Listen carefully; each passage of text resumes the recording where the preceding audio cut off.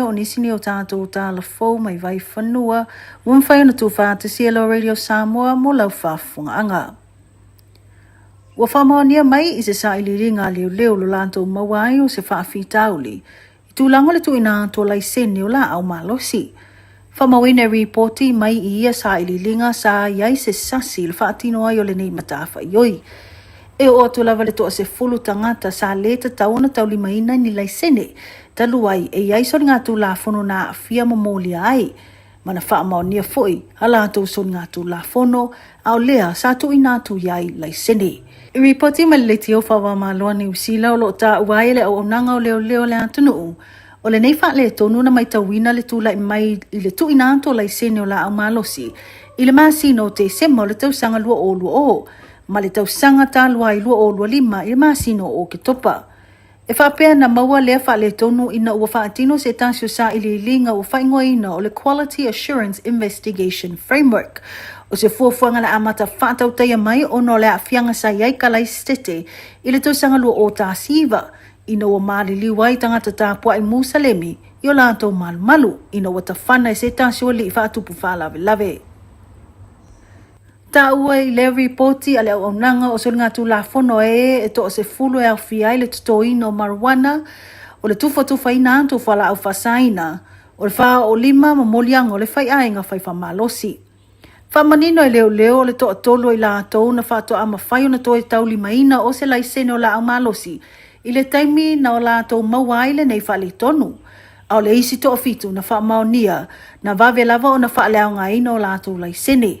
Ma ua le ngā lulue foi o le au nanga, e toi au mai to tonu la au malosi matu ina antu i tangata, o lo whaatu la whanoina le umi o laisene o la au malosi.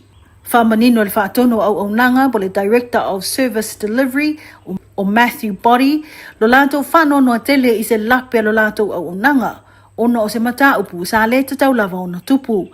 Mataluai o ia tūlanga o leo whaatono i nai nei le matanga luenga o leo. Le toi whai o a o onga po le refresher training, mo sui o lo ngālu lue le tu ina anto lai sene o la au malosi le mamalu lau tele. Ine ia mauti no lo o mausali pea lo la anto malama i ta iala. Ma le mātai tu ina o e o lo iaiso ngā tu la fono, e le tatau lava ono toi umia o se lai sene o la au malosi. Iniso tala ua i oe nei e se ali au kilani lo na whaaleanga ino ta avalia leo, e ala i lo na soa ina whaalau so o ia ta avale, ma lo na whai o ngai o inga tau wha amatau. I lo na whai lo atu leo le aia ta whana uma o ni malu o le malo, au whaatino aia leo lato ngā luengo le sai matau fia i o le nei ali i Hamilton i le tau sangata aluai. Na io ina i le li o Joachim Bowen Fenton, ona molianga, e au fia ilo na wha leo ino se wha amata o e whasiotia, po le wha o ina i o manua o ngaonga le tino se tangata, o le wha o lima e wha o ngā ina o se taavale o se a upenga, o lona ave wha asorotu la fono ai o se taavale, ma lona te ele le tau fia ma le sai wha apango tai o ia. O lona tau aveino se taavale e au no mara se whaatanganga, ma lona umia lea o le ofe, na masalo mia e leo o se la au malosi. I reporti ma whaamtalanga ma le News Talk ZP na whailo ai, sa fonga ina i lumo le whaamsinonga tūlanga umo lea mta upu le neia le i tōsu tau sanga. Ma ua sa amata mailo na ave whaanga oia se taavale le tu awala o Aupo Road, i le aso tōsu tasi o ke topa. Whailo ina waiawa aia ai o se taavale leo, o lea na ia toi liliwa i lava o le taavale ma sosoa le saa malo le malo. Mai whaape whaalau sosoa lava o na ia sosoa ino lea taavale leo, a o iai malo le malo e to olua i to tono le taavale. Na tau mawhai leo a nga i ese peita ina tuli loa atu lava e le li o Joachim le taavale ma toi sosoa ai. O lea na ia sola ese ai loa ma le taavale ma ta moe a nga i nisio whaitu o Beira i Hamilton lava. Ta ua reporti i le taimi na whaatino ai e leo alato ngā luenga le sai whaapango tā mai o ia, o lea na ia whaalala ai loa, i leo o se ofe, i le nā taimi na masalo mio o se la au malosi, ta luai whai ngā le li o Hakim i lona wala awane, o lo o ia umi o se whana. E tu sai ma le nei mata upo e whaapea o le nei ali i tōsu tau sanga le matua o se alo e whaasino i se tasi o tamaitai na mō liam whaamaonia lona whasi o te tangata le tau sanga tasi iwa. E to atolu tamaitai tala vau nā a fia le nei mata upo le tau sanga tasi iwa, ma molia ma fa monia molia ngol fasio tangata ma le loto yai po le murder le maliwa o se li au kilani sua fa ya Raymond Mullins e fa mawina le mata utia ma le onga wa fia ngole wa maliu le mata upu le nei e fa apea na tatui se tulo fa o lima ya te ia se samala ma le te leo vaengo mea fale fa manino se tasile nei mata upu na matua i maofa ila antunu ona o le mata utia o fa o ngā lima na faya ia tamaitai i le wa maliu ai no fisilingia i lato i le mea ua tupu Paulo lato tale sa o lato tama fai e fo ia ngai o inga le li o Raymond Mullins po le self-defense pe tai i se taimi muli ane na mawai sa iai ni tau pulpulenga i lato nei e nga oi le fale a le ua maliu a o le ifaha o le oti le tangata o lo tau fia pe i lalo le vava ai ngā leo le li o Hakeem Bowman Fenton ma o le masino au kuso o lo tu ina mai iai le whaasalanga ale nei a li i. Ma itala i tā longa o le whae unga le vai asa tā luai na whaatau tai ai se tāsia whaata singa tele mō whai pelenga tutono Amerika o whai ngoa ino le Indiana Boxing Hall of Fame. O se mitanga tele lea i le whilwhili ai o le li i longa i tā longa whai pelenga Samoa le awhionga i a toa le tai whamuina David Tua. O le nei whaaloalo wā mana i ai le sao tau o le nei a li i longolongo a o Samoa i a David Tua i ana tau mawhainga ma le mata ino ana fusuanga i lona taimi ai meise o i o se tāsi na matua i mawa e lava ana ta alonga i lana upanga mamafa bole heavyweight boxing division. O lea foi whaaloalo o whaopopo atu ai i le isi foi o matatia e peo na iai le Atlantic City Boxing Hall of Fame, Florida Boxing Hall of Fame, ma le US National Boxing Hall of Fame. E se pepa o whaamtalanga ma le Independent Boxing Samoa po le IBS. Na tā uai e ui wa mai a le isi la asanga le ola tautua o toa le tai whamuina David Tua i totono le maia a o leo o mulmawina pelo na tautua ino le atunu. E ala ilo na fisosoani atu le i whanau lalova o Samoa i le atina e o le tāleni o le whaipelenga a le aonga o le IBS Academy. E peo na iai fo i se tansi o taamilesanga o le Youth World Boxing Cup. Lea na ngā lulua so tau au whaatasi ai ma le au o whaipelenga Samoa a o whaatau teia le nei taamilesanga o le ipu i fiti. O lea na fo i mai ai Samoa ma pine e se furma le iwa. Whailo le President o le IBS i atavu i Mike Lemisio.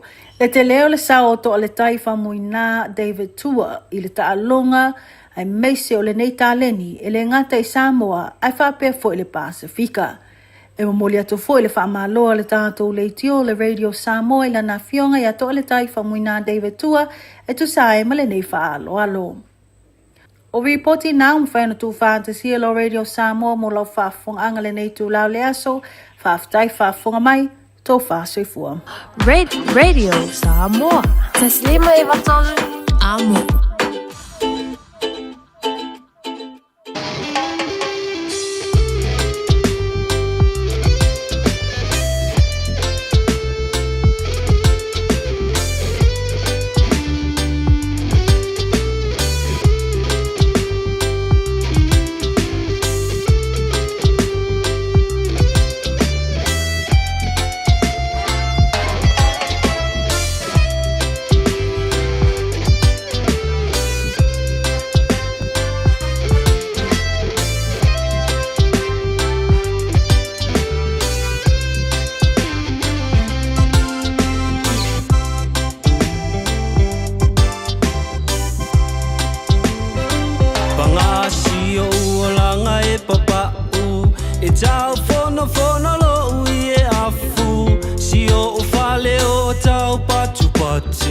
Wale ilalo utino ile namu ayo te usulava male fia fia tali ilangi ayo so manuya o tale ni lava mea e mai le atua o tale ni lava mea e mai le atua.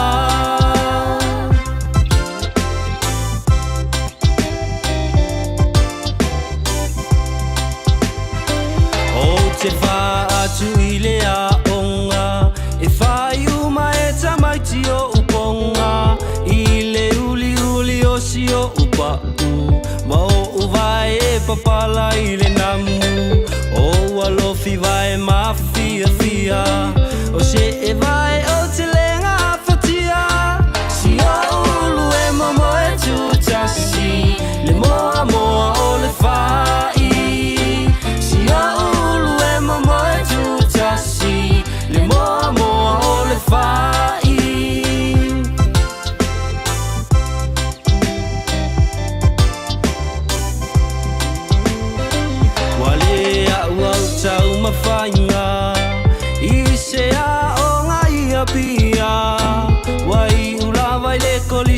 masani le maumanga sasa le tonga fai o le sapelu lava o sia upeni masia upea tau ato le ie la sa o iuta e tu sia o le lafo le ie la sa o iuta e tu sia o le lafo.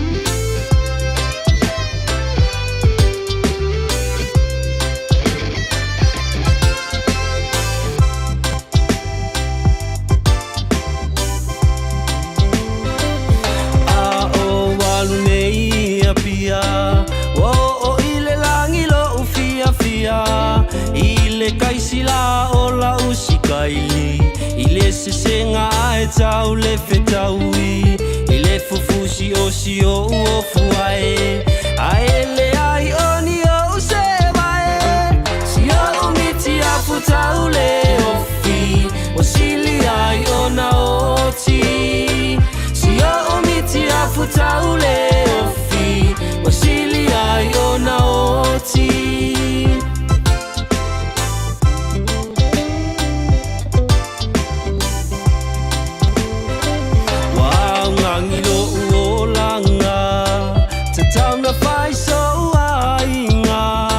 Popole vale lo uma fau fau O se panga ai o le au Atu vale o si o uloto O tau o so ai o le moe tolo La uma lo me aunga E su e ai se ava La uma lo me aunga E su e ai se ava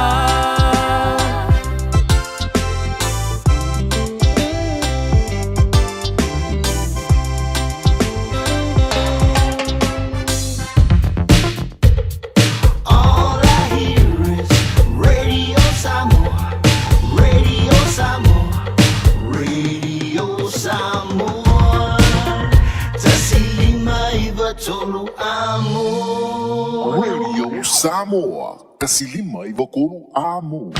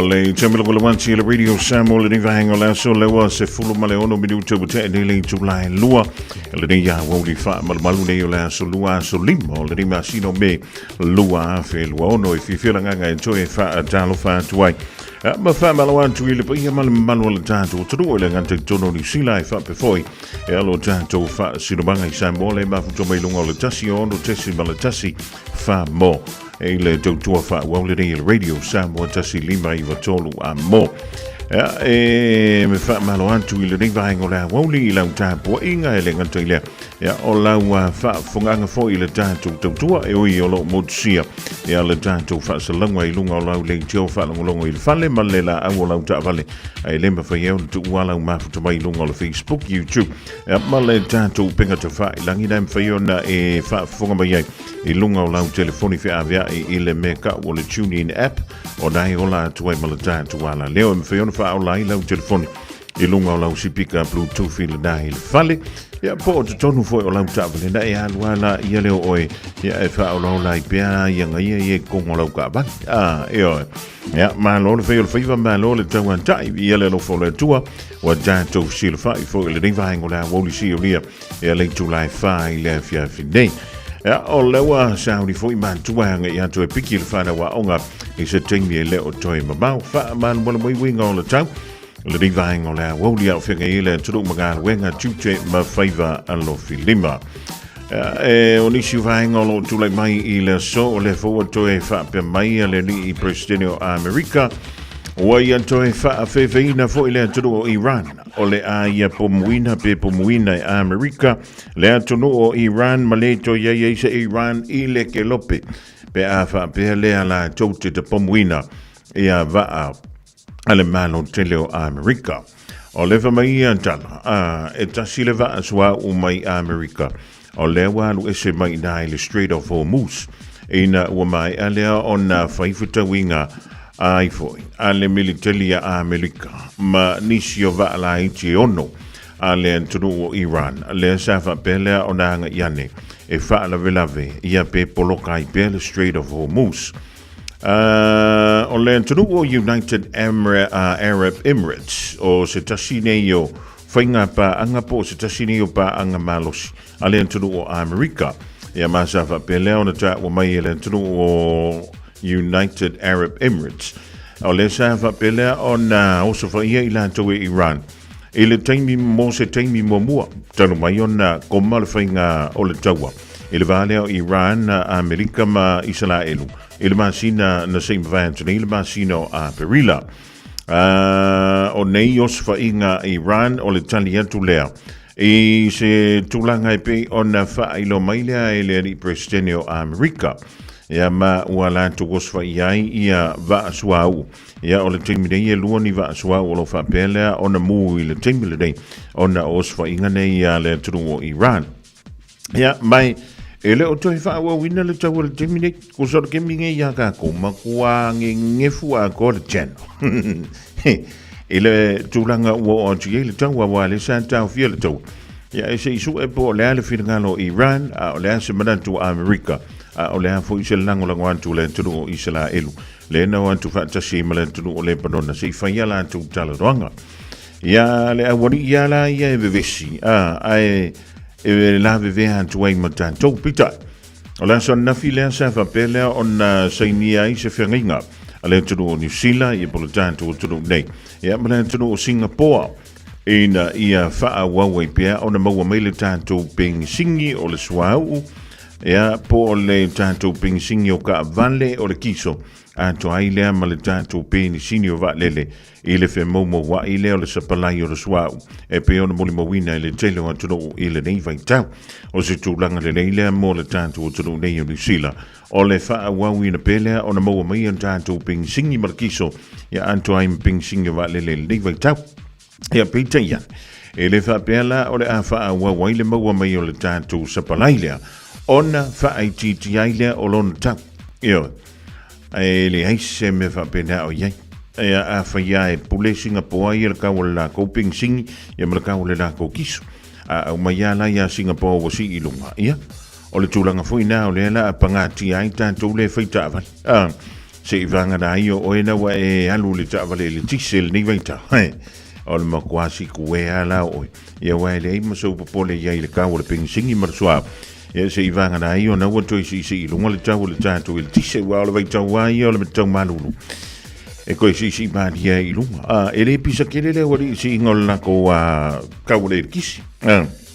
e foi le si mania i lunga ia ele so nga ngau ia ele so nga pisa kilfo ia ke ia le mo yol pili fa mai ia yo kol se na kala ia ngi foi masing pe ava pele fa tele ona e fa ngaina ia le tise tono lo monta po o lo lawa ai a fai wa e malia o ia ke ma dia e fa ma fan al prangik ia lo gambia ia pule ia sta fune ia le la lo sa o tūlanga ia, e tauna tātou sila ia, i to tonu o tātou a inga o sāmi atu le rei vai tau malulu. E raki kako, sole, mo ia lewa ia le masino me. Ia ele i leo o ile o onga o le tau malulu. Se i vangana ila si a wali ia le motu sauti. Ila lo i kalai stete, ia i nai nele soni, va solo tuai Ashburton, ti maru, arua kuai ngai Dunedin, va solo tuai le lo inwa kago. Ke vai kula kala sole e sele ko inga malulu le mafofa e malulu el pito no leo in vekako io e uma maloko fialu ye in vekako il malulu ya o fengi meri o le ka uma fangari al malulu wali pe ya le o le ko winter tanto wali au kila le mafenda ngalo yenta ia le vai termina na malanga tu ile na i da in vakanku o le ma ye yo le le le mala va le da i in vakanku ia ina foi e ko fa ki moi foi le wa ke la ai fa ke la ai lungo le o le tarmac onga e pe ai le fa i lungo le va le io e lengila ko Arrow Bridges foi e pe o me ye mo nei au kilangi ba Wellington ia mai nga foi kala stitch o le ma ye o le fo o le la komale vale i ko pa wala ngarme ia ai pa ta yo ia ngai fa malu foi fa malu ia le au malanga ia po le au fa malanga i ta tu vale le na in makaku o le ka no i le piko i la no ngi usina io o le mo kwale malu le ma fa fa ai to foi mele fa mtlanga i le vale o Amerika ma Iran ma Israel ia ta lucia si ka ke le via fa longo i ko inga kala vape ia wa o le mele ala ina o so i lunga le fe fo yo Iran la toi pe ava i mai Iran e le o fa tupu antu lava Amerika ia se meka o se file mu io o le file mu le tau sa i le tanto le rivaita se ka fa ko mai ir ka un ka so i fuanga le wi tanto toi fo i to le masino February o le tau sa e mo ia o lai e afo e le o mau tonu foi le tanto inflation i tonu New Zealand ia malatulanga foi le pe o ia ia le recession wa ka ko nga ma ko la covid sa wa lo ko ma le recession nga ka le lo is ai ala na e silafia o lo want to yo le supermarket e faila fa ta o la koloni foi le sa ma sangi nga fe lo me ma wel do se la utala ia we ka ngo ma ya ko se la ka la fo ka ma wa le mesa ye mo io o le tūlanga na lena whianga i matato i la matanga o le tausanga ne ia na sa wailo le marfa makalanga i kua o lea o lea halu tato i le tūlanga tauwhio lolo le tamau ainga so mai le au so e o mai le aso mulmuri o whepuan ai pālo maraka wale sa ua mai le lua ka la sfuruiva sene lua ta la mo tupu sene le tau o le pengisingi a kako sa ua kolu ka la monku se ka kofa ukana e de ke leo le afai ele masino mati male masino a perila o le uto fiolo lo mai e ale amatanga o le masino me o le wa fiolo lo ka ko supply o le kiso male pensingi valele ia o le tau palasila i titi mai lan ia le pensing i vatasi valima male i vas fun male vat ai ana le tupu le tau ale mangu e fa pengi ia o le wa ka fiolo lo aka ko ka pa u le kiki lanor ka o loa fa tu mawina le tau o le pengisingi ma le sua ia ngale ia le o se benka ko ke vesi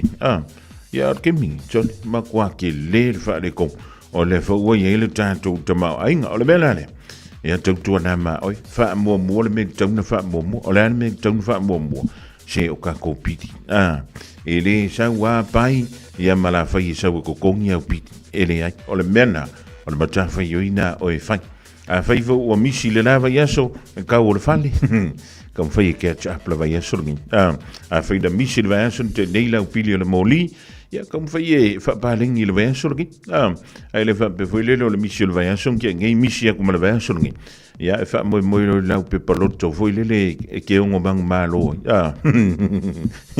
io o le mea konguanga ka o le lafo au kupele mai ia wai wa male ko foi mai yo jalonga foi tupe e ile ki mikela ki e volke ke makwa an la ki ia le fa jalo va tu le malo le tu le ma tu mile ni va ngola woli ya miu a mosa fa fo wina Danielu Constantino Taimali ma lo le fa ma los George Seve ya mo tu mala vale ma tu mile ni va ngola woli ma tuanga ia tu piki le fa na wa onga fai bali lo sa wa ile le se paka ile uta vale ile ni va ngola wo se la awe fua tele now Wamua tamilo milo e buli buli tau tau Upeva e tasi ai faa e tole lau lau Timu maa maa fai malanga lo le pe asu e se la awe fua tele now Wamua tamilo milo e buli buli tau tau Upeva e tasi ai faa e tole lau lau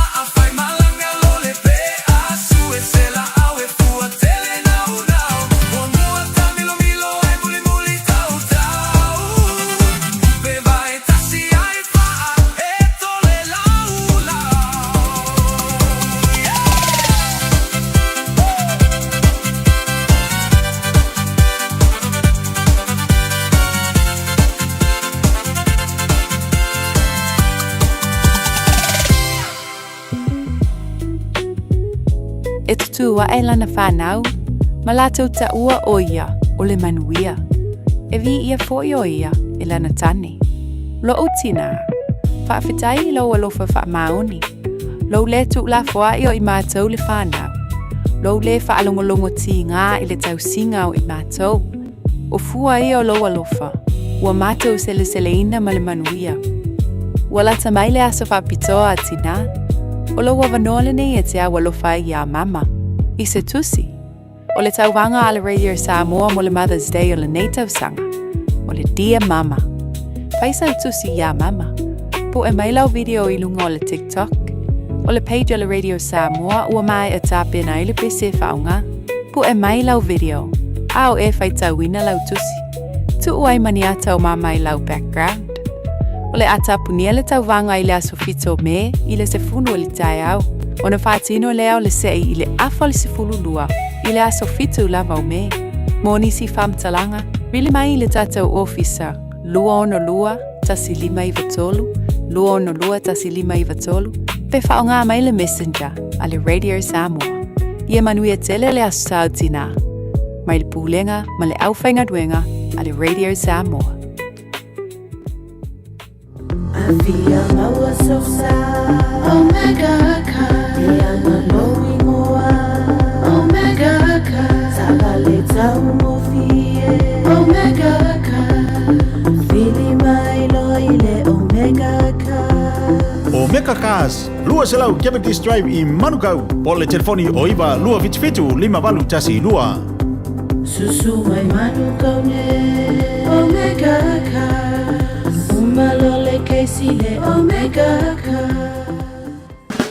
Sunga o whenga whakau e lo kawa le fōu maunga Max Ila. Senga o ka amilo e o kilani. Mo koe foi mai lawa I o Tara I le Tire World and Auto Limited. Lea ma o aiso skoi ngā meg ma pa o kawa. A o le me piko sidi. E ngā le lua lima ka alalwa ia so le kokongi. Le Tire World and Auto Limited e te maua I ta'awale ma pa'u tau ngōwhia ia New Zealand antoa. Mo fo I se ti mag wheels mo so se tu ai ngā ta'awale ma le telo isi au unanga. Warren Fitness I le na o le se fulu tala pia I wha I lo i eina e wha afafonga le Radio Samoa I nei wha abitoa.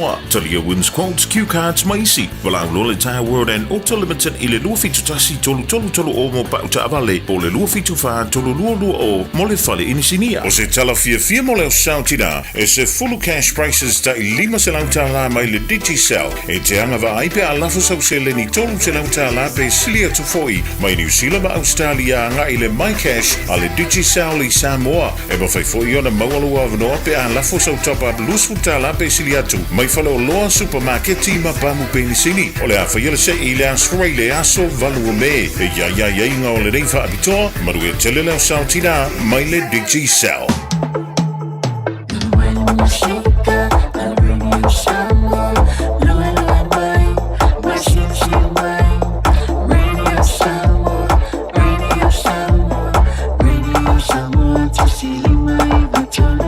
Radio Samoa.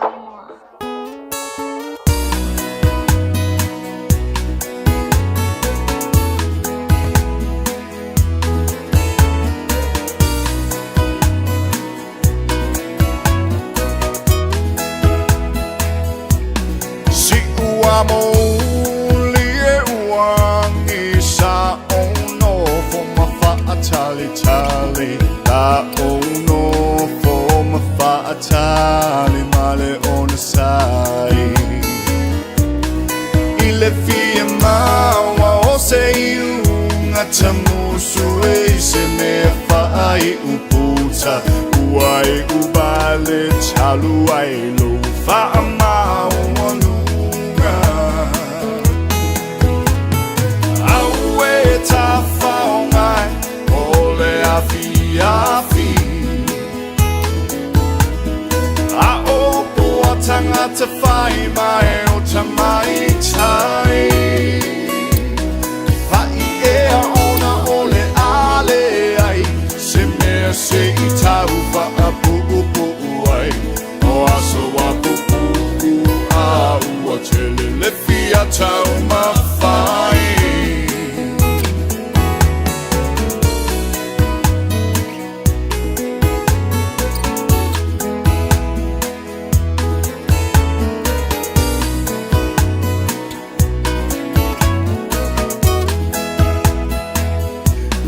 Tau I manu le telu nei upu Na o le tangi mawhau Te patasi mai a oe Lo uau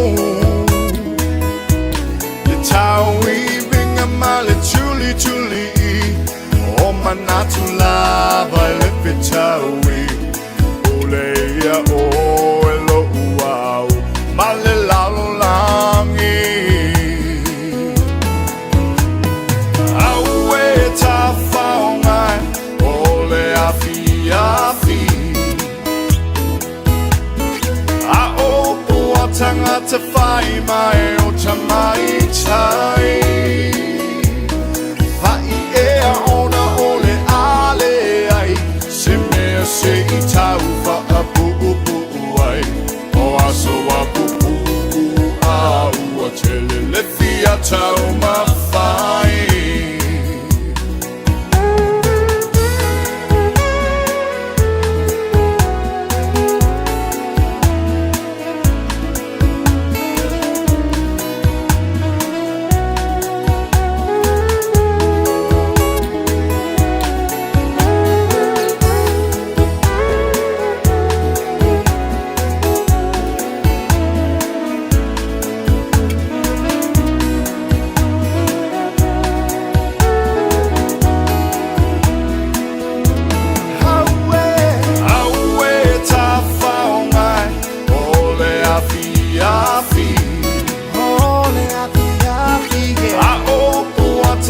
To find my own tamai tai Vai ea ona ole ale ai Se mea se I tau wha a puupu ai O aso a pupu a ua tele le fia tau mawhai Aue ta whaongai Ole afi afi Tangata whai mai o tamai tai Vai ea ona ole ale ai Se mea se I tau wha a puupu ai O aso a pupu a ua tele le fia tau mawhai Se flungmali Richard Parker le divang o la woli si ua moli na woto lus fultasi Mala familiu tona ta leo le July tolu ni usila nei o le toe lusu tona miru te le July fai sa mo toe fatalo fan tu le divang o la woli fa malo antu Rosma Vanessa Poya le musua for tenesi malo fa te le ma tu vai le divang o la woli te le mai loia te po e mo to wina Ea le tau vanga lo whaia I le vale o le yuli la kapi ma le la kapi le ki le nei vai tak. Aia e no foma e sila iai le tūlanga I pe o le iai la ngai luma o ia ta longa I lua. I te tonu ai o le Southern Hemisphere le utala no atuai ma le tūlanga tau se leni. Eoe, ia o tō te le ia alu mawhana, da manta atu le o langa ta alu. I la loa onga ma kalapulait, ia o laita alu la kapi. E na o nei lunga lava e le uni e tangata mātua. E le umia e vai atu. Ia la walu I Australia alu tamwhaia. Ia o na lona o langa I le ta longa o le laka piliki. Whai si te leo le se senga o te tongi o tamata anu. Ewi o le tamisanga lea a le laka piliki. E na o Australia ma New Zealand le whanga solo I le tele o ta longa. E le o matua I longa o nanga yantu lea tunu uma lea tunu uma lea tunu. O te whai atu. O le makua ke leo ko kongi o kamaka anu. Ia lea lawa mai ona whaile saningali ma le sunga ia Jerome Luai. Ia malana au fau leo le anta aloa I le tausanga I lua whilua vanu pe anta atu waulia. Le au lea le Papua New Guinea Chiefs. Ia o le whamai ia whamatalanga o te tongi o tamata aloina e le kong yang yala kolafo. Hei, o longa winga o le makua whio loloa o le seleni. E o le sialo le tātou o turu le sau fui tua whawhatala I le teimine e ono whaatasi antu I le aulena. O le sunga ia Brian To. Ea, lono winga la o le antolua I nā tangata. Le kamalo Jennings lea e wingi nei. Le awale la piti le na lona lua o na sengi I la na konakarate. Ea, a whaila o le la aluantu Yema Brian To. e le se au whaavasi la le au le Chiefs o le o le anta pena mai e Mel Meninga e le tausanga e lua afe los fulu malvanu. Ea, o nei tango le vatu stusa le tamusanga le NRL le Jamini, ma le tamusanga le Super Rugby e pei o na whaanga solo fo i le tono New Zealand ma Australia. E le ngata i le tūlanga e pei o le yaile ta aloa tama. Ai whape fo le to tele o tangata lo la tūlanga longo ina lea ta longa ma lea fo i ta longa. Ia ino fula vatu stusa o le makua ke lea o longa isi singa. E vān tū lautala, le tele o ta longa le Super Rugby, le masani o na whai o i Wellington. Ioi, na wei sila i mo tātou matamatai, e les ka mai malai ai lingi ka mai whale makamaka. Tasi le ta longa le Warriors na whai ei o, ai kumu a ko le malai. Ioi, a ua fia ta longa le Super Rugby whai ei o, e le kai so se kumu. O inala tātou te iloa, e le ngata o le to tele o tangata e langalongo ina le talonga le lakapili ki le ningwaita.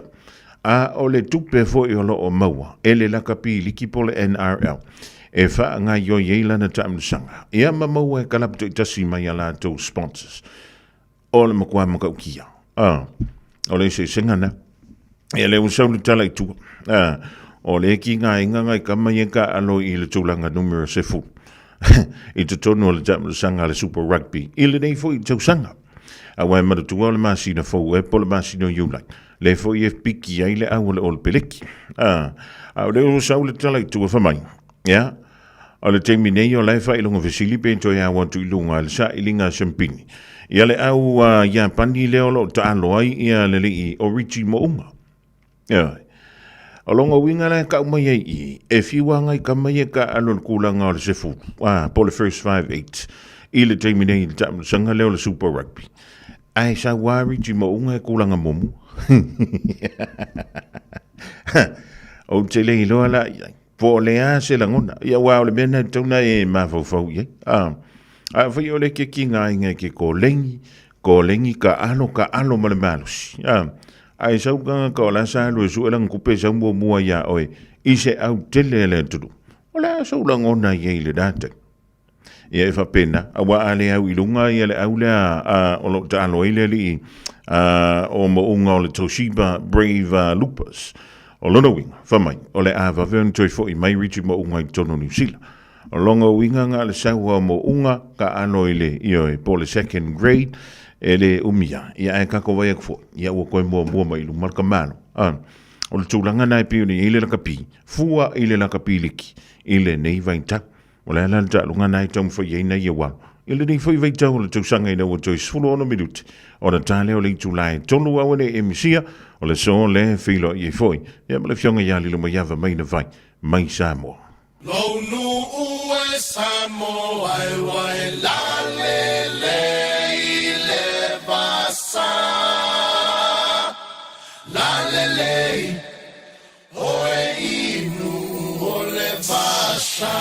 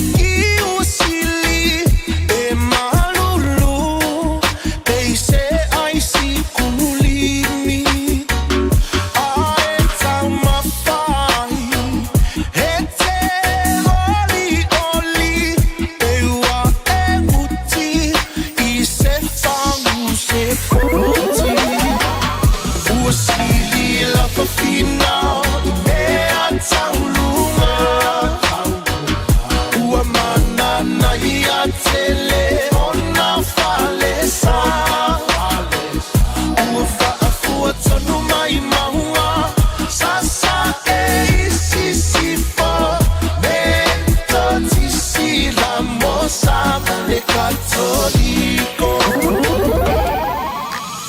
Ole to feel le teine Samoa ya mala le tainga ole sua Le palua vama le sula tonga Ia mana tua Ia mana tua O tupulanga talavo ine aso Kase mana ufa ali ali malu E tile fa Samoa Uana ole nanu Fa mole mole so te filo malu Ole tu feel le teine Samoa ya mala le tainga ole sua Le palua vama le sula tonga Ia mana tua Ia mana tua O tu pulanga talavo ine aso Kase mana ufa ali ali malu E tile fa Samoa Uana ole nanu Fa mole mole so te filo malu Now ia e mawale poto sili Awane ia oa ona olo Lua ia sili lo loto Ja, si funga vali na le sunga ya wino le rivaingo la woli no join se fulu male tasi minute alo join on ta le July tolu le fa funga fu ile ya ta tu tala mai le Pacifica mal langi o tan taliai e le ta to filo ingele so male fionga ya le ba ya va mai vai le suyo radio Samoa alo va belo na glu mai tonu le ta tu tro ya wa fu ile o de mai le onisio ma ta well da e si le fielo tu lai e to tonu Samoa le ding ma sino me lo a fe lus fulu male no ja tonu le da woman no le man tol vai le tulanga fu pera yele ta prenda o le ta tu vanga mo le sautina e faila va o pe tusi o e la tusi e ave isi autina ona e tangole pu e mai la video ya ona tu wanele ye maria tau si autina ona la fo mai le tanto i mid ya pe la fo mai fo i lungo ka ko Facebook al radio Samoa ya ole tu vanga le afia le tanto la ngato ye la so a Sophie, wow, kale si koe wa aia kui yanga. A Sophie tulo no wingo la stof a so nei. Ya ona mawai le po ile la tongia fa vro antu la freile. Nga i me fo i la to ole a maua fa ilonga. E pikia la to fa ilonga me le tato office nei. Ya e tapena ina ele fa na ya male tu pa fo utamba. Ya pe a wa ele la va fo fa kalitina. Ya fai mai la vai o la kusia o po le tusia ave siutina ewe wai le fa pio la fa karkaria ya ele se me foi fe le solo ai ulo ma fala ele se me foi o le fe le solo ai si pungila au makulanga va pega ewe o le me fu ai le paketi le ring vai tang o ale ko kukusas o asola sa la varka ko fa so ya o vai temine wa makwa ke le al fa ne kong o le jamau ai ngo New Zealand ya maleka ko la no langi ngale wa ka ngaka jaina tule ring fa tunga mai si ve venga wale si ya motina umala volo tanto ma jaile ring vai tau New Zealand ya man tunu o ma mountina o fa ilangi le fo longa ya matina o le dai fo mai ko ngorka longa por kam le sanga tina yo ya ka penga le mat o anga i me fa ya au kalavo yo ele ole fai tili chaka e ole fai o fe au ngan fali e me ko anga i me fa le loku yo e ke wa ko ai ngole poe fa mai e va ngale ya le ke lo le me e ko nga fa ai le ole fa ka di me le furoi ave mai sorry se ainga o ya se tina miolelei manga lofa natse au maya o upu oleola e malo si aire ainga o etina le sui va aia ole atua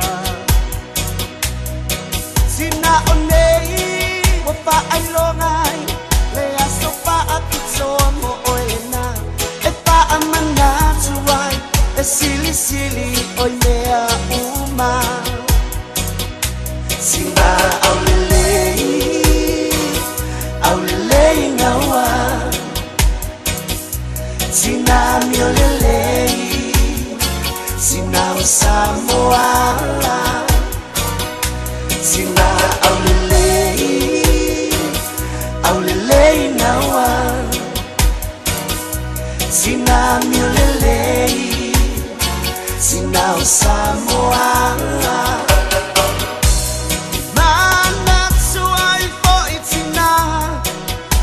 Ilangi limalanga Ilema paina ngalo Ilota waso pa apitoa Naitina oi maota ngase ngase Matutonu o aina Yalo pale tua Ia mawa lo so iua Sina poi o mapatia Imaputanga wavala Alofa anga esilo na momoli mo o Elena Sina aulelei ngawa Sina miolelei Sina usamoa Sina aulelei ngawa Sina miolelei Sina usamoa Sina wasili oi Uche alofa yate oi Maileta ele Olo urotoe Olo uwola oi Olo ufatu oi Sina uma usamoa Sina aulelei ngawa Sina miolelei Sina usamoa Sina aulelei ngawa Sina miolelei Sina usamoa Sina wasili oi Uche alofa yate oi Maileta ele Olo urotoe Olo uwola oi Olo ufatu oi Sina uma usamoa Sina aulelei ngawa Sina miolelei Sina usamoa Sina aulelei ngawa Sina miolelei Sina usamoa Sina aulelei ngawa Sina miolelei Sina usamoa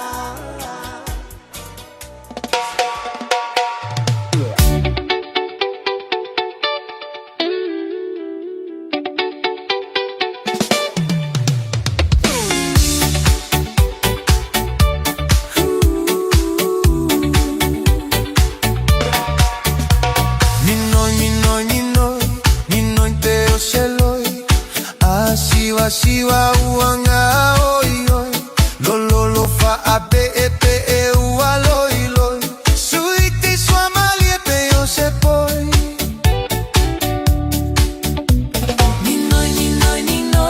Ninoi pe yo se loi Siwa uanga oi oi Lolo fa ape epe e ua loi loi Suiti sua malie pe yo se poi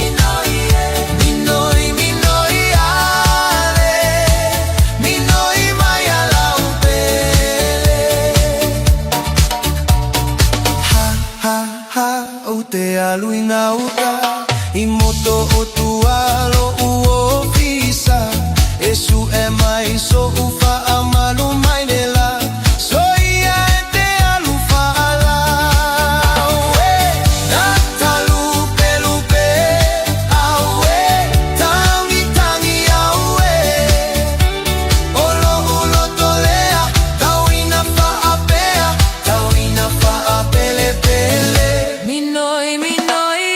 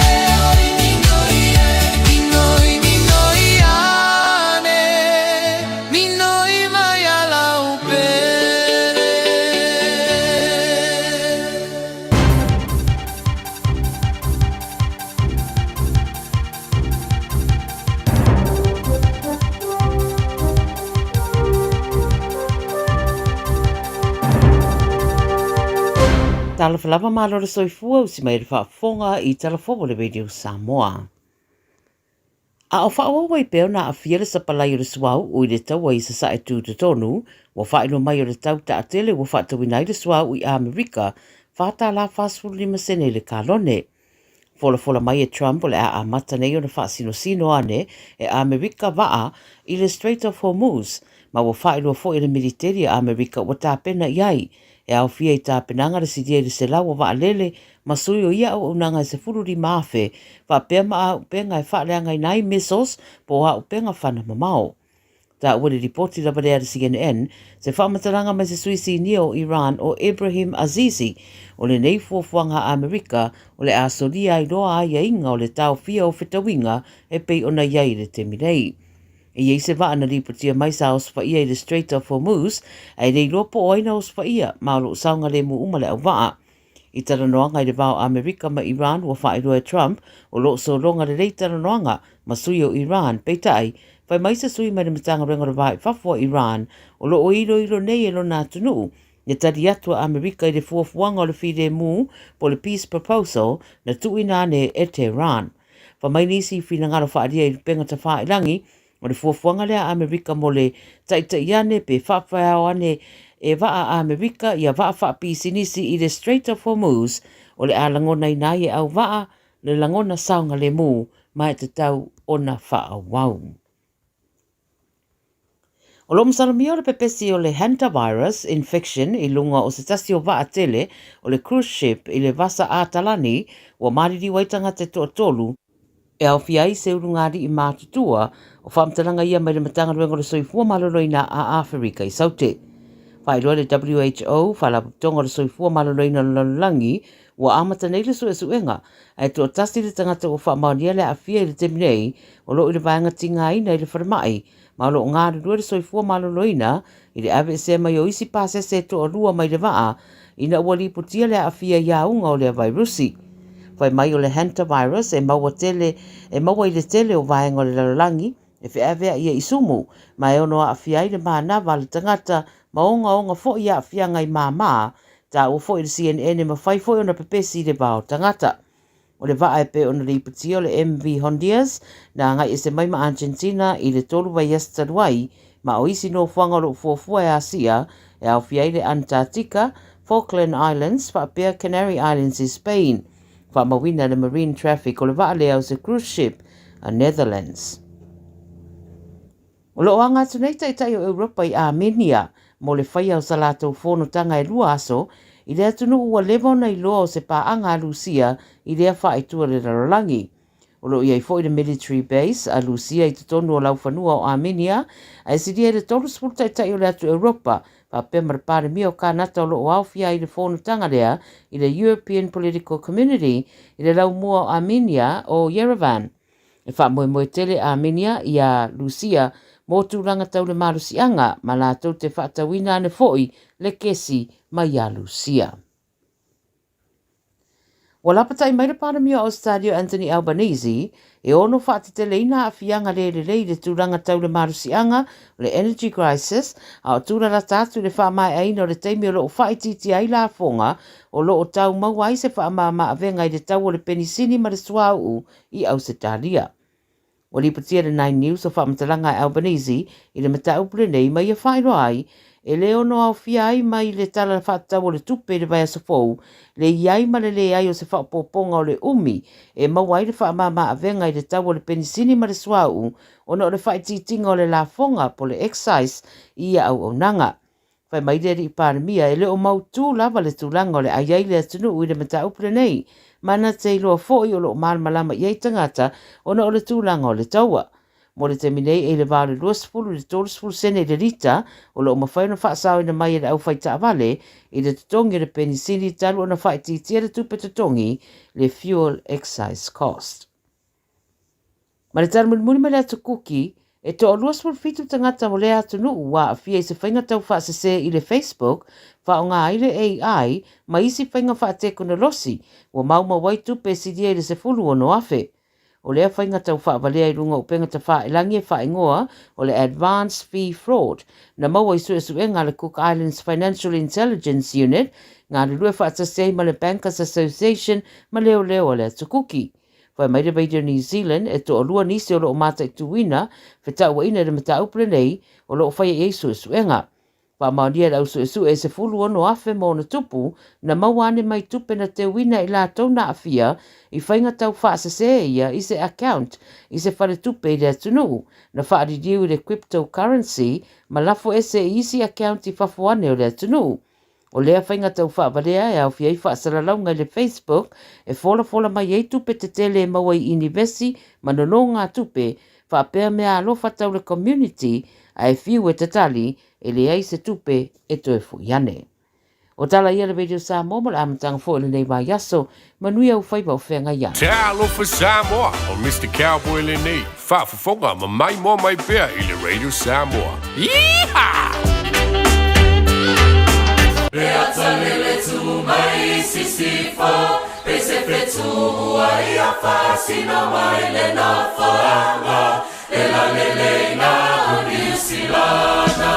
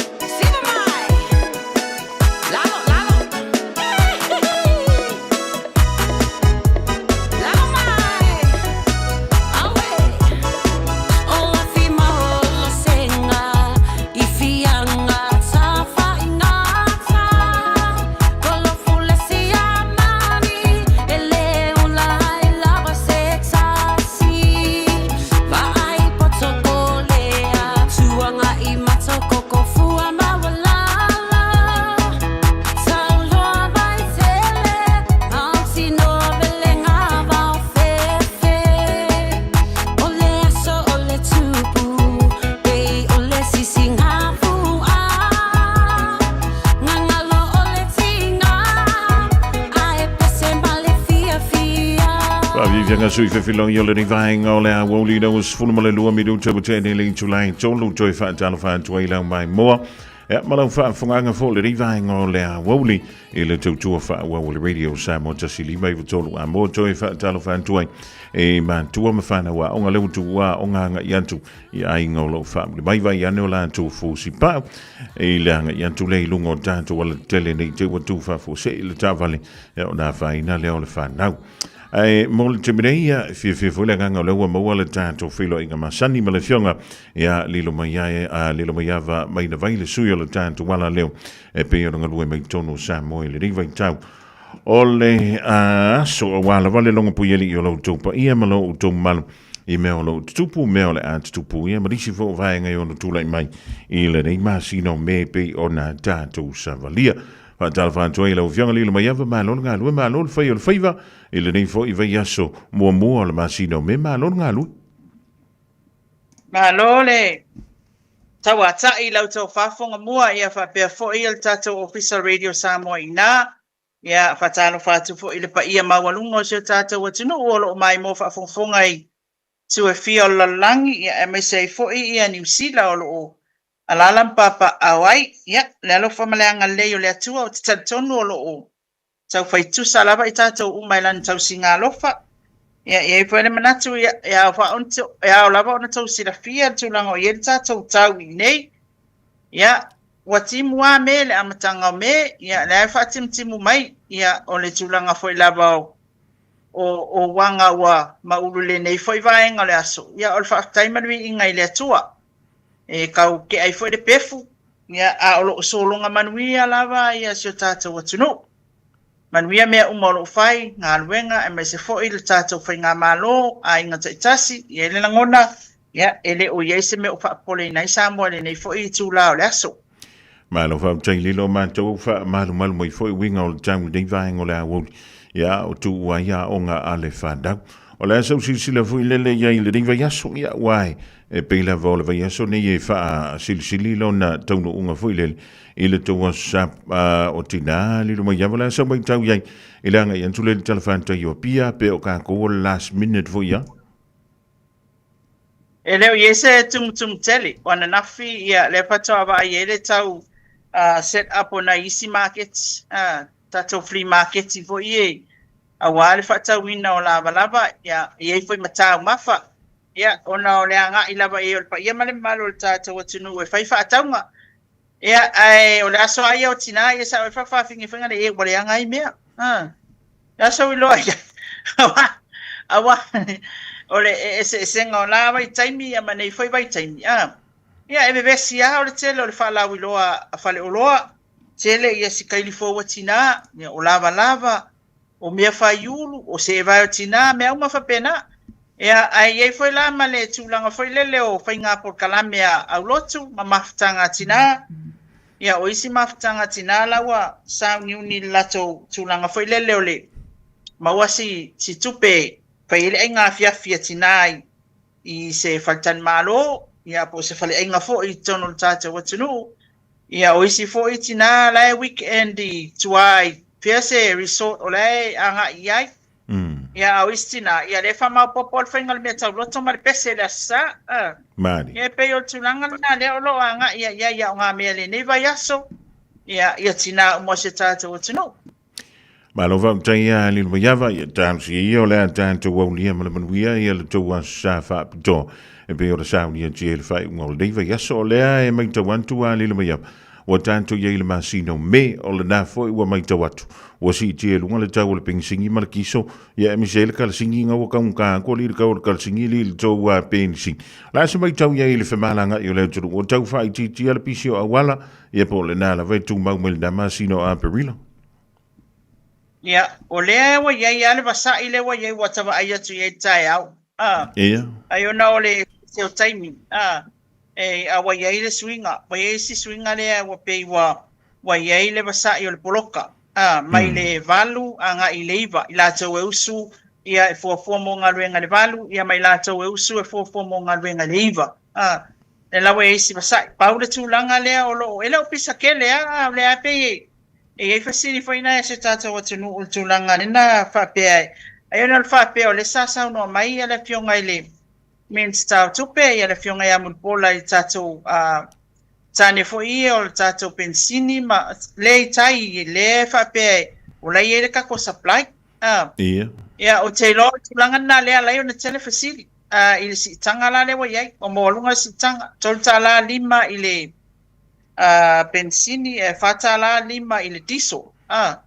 Ia pe o le tulanga na le wa si tia i makalsini fo. Ia si tia fo i matau o loa. Na paule tulanga ia tau na mtai tu fo i le tatou whainga malo. O loa nau o mai nei le tai si tia le suau. Pe fatulanga mai e loa tau si tia taimi nei awai. O i ole a whai ma mea e mawai fo i ia. O lo fitia fale o loa ma o loa wale bao na taatia i. Awa avea si tanga nea nei ia i vai asol nei pol masina nei. Ia wa ave matulanga fo i wa si whaakasi a koe makama whainga koe kikia expire wale banga au mai. E sabla ona i se fua po i le tatou whainga malo. E me se fua le baba i tito ai lato o lo baba i le tulanga lea. I le tūlanga e whaauno ia i le tūlanga na whongamua.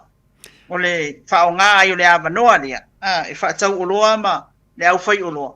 Ia e maua i whaisia la kou o lo fiti tūlanga whapena.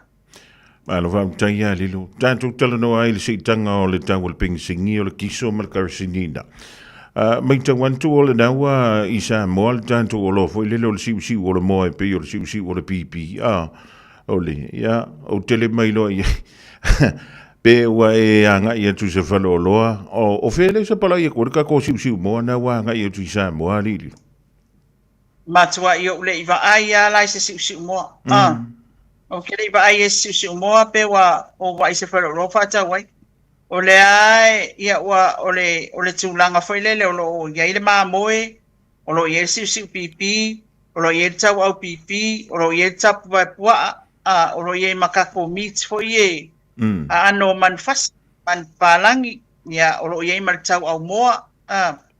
Ia, au lea lau kele iwa ai. O wala kaka behind vai ngai ke sila mai ngā ngai ke sila fia inan mele tupu au tene o iloa po whewhal o loa le wala tau whataua. Le siu moa la lea. E se kako o la fōninga o le mea ngā le lawa au mai tātou atunu. Ia, e pe fia fo tak. O te loa whatulanga ia tau o me aitu aisare iai. O le tapu vai pua ale le tau mawhale o te vai a te pa ua le kilo. O na siso o atu aila ia lea ma le moa. Ia, o na siso o atu aila ia lea ma le tau siu pipi, tau au pipi. Ia e pe tau ngata ale maa moi. O pauanga ole o loa, le o keilo le lei ale kau. 2.5 ka kilo o le maa moi. 2.5 ka le kilo. Isi fale o loa. E 2.5 tā la masene le kilo isi fale o loa. Dole. Ele ma i li. Tau o le lau maa. Ele ma i li ka wurko maa moi ngā wai e li. Maleva teli. E pea ana o pai atulanga o te whea lua i tele i whalisaina. Ia. Ia a ka pe whai tūle a ka lako e 2.5. Ia ka sau e 2.5. Ia e pe mo se whale i e 2.5. Ia o le whale la le la. E iei la ma le pa umoa o i pa umaa mo e whinga le le sau. Ia o kaungo fia la kamanga.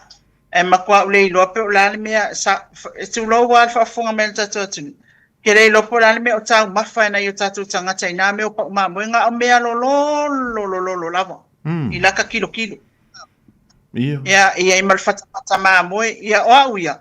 O kele fasilia ngā mea wa ngā lokala kwa ka kilo ka vai ka kele mga o ngā melo lolo ia pe tau feo lolo isi ma moi ia wa mai tau fo ia we e tele o nei farisaina a wala kulo lewa o ko koe mai pe fala ma moi pe lima le ko fa ko ese ko pusa ma moi fo wi fe mai kala kama ke olo pe mai mama la e ko fa ko ia le ko mai kala ia ngalo kama wa fa fia na fa ia mena e fo ia isi fo lo sai no kero ko fa ia fa fento au mai nei me ta ma fa le atu no nei o ala kala sa ole fa ia ko le fo mo ia ma ko lo isi ma mo isi me au mai ia na so atu lo la ia le ma le mo wa pe le mo pe ka ba sa ia ai o le ma ngai ala le o le leni ama le tuna o le lengi ama le tuna pe e au mai tu le fale a o le lo se me ai ala ka pa alu au kamilo ala ia le mele fia ai ka fia ai se ma mo falai po ya ai vai kwa se lengi le lava ia ko i ua le lengi le matuna le ka kia ku fale ku ngulo male le sa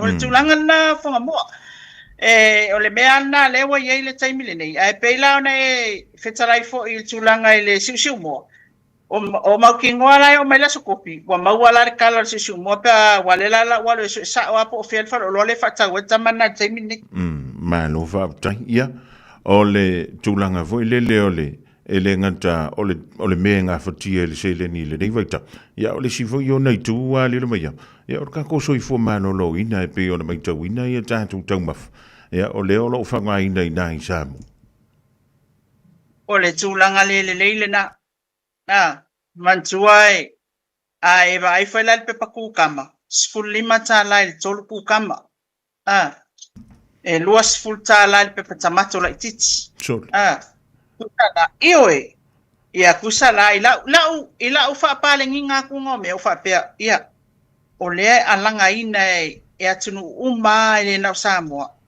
e tau mafa soifua maloloina le ai asila lasis e piko ikaunga o me piko ikaunga ka wa ia o fuala au tau mafamata ia pe o te pikia ia inale saunoanga le fionga le lipani mia kula i mai ale fast kai mo molen kula i mai na u falongo ia la uli o tele ina saunoa le melia failau ko nga kama failau ko nga ka pisi lau ko nga kamako failau la fumoa ma mena e tala ona la tulanga la na lewa titilo ia taimile nei ia a saungi la masi kangara ngi oka nongo winga la ele ya mai se va ai pe paku kama nongo winga e ke ka la ko lu lima ka la pe paku kama me la yengi yo longo winga wa kaun ka le asola ngai fa o la ku kama mo kama ko inga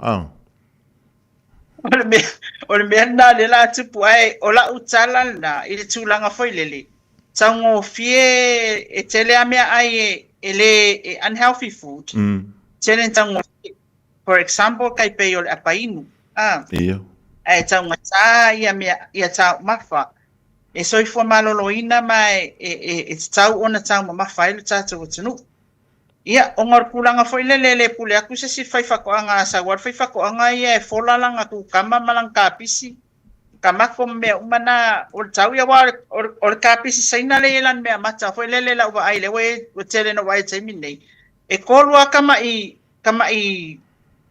e foi ngai mi miki foi ngai e alfa pe wa foi ngomenga e kolwa kama i me fa penga ya e lima kala ai kongol pepa ne u fatulanga mai le kapisinda ol tamato ai e losfu anga ilunga tawal pep tamato ya fa pena fo ile kukama le tulanga lai ka ko olo fo ye expo kai peole o imports kai peole import letters mamianga ya kamala e fa kilo ia kaunka ko foi e kaunka siria kula kamanga isi mei o isi fale e fa pepe o moko ia awa sfurfiku kala ile mede kas ile letters ia ai isi o isi a loa e taipe of pi mame fa pena i o le pi na ngatalo u loa i pi fo yelan me matala iti umi ia e kai lima ka la fiku ka la il fus a wasui fa la sai